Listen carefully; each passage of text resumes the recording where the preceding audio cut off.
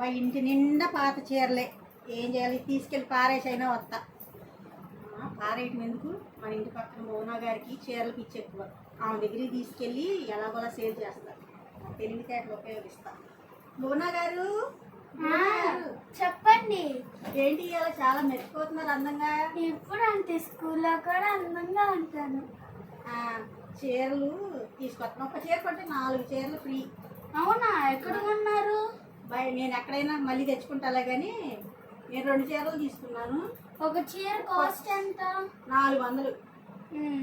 2 కంటే 800. ఓ, మీరు లెక్కల్లో భలే ఫాస్ట్గా ఉండారే. నేను ఎప్పటి నుంచి స్కూల్లో కూడా బాగా చదువుతాను. అవునా, ఇగో 2 చీరలు 800 ఇచ్చి తీసుకోండి. చీరలు ఫ్రీ, చీరలు మొత్తం మీకే 10 చీరలు ఇదిగోండి.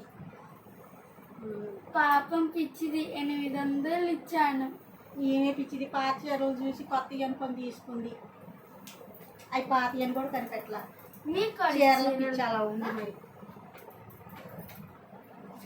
Please like, share and subscribe to my channel.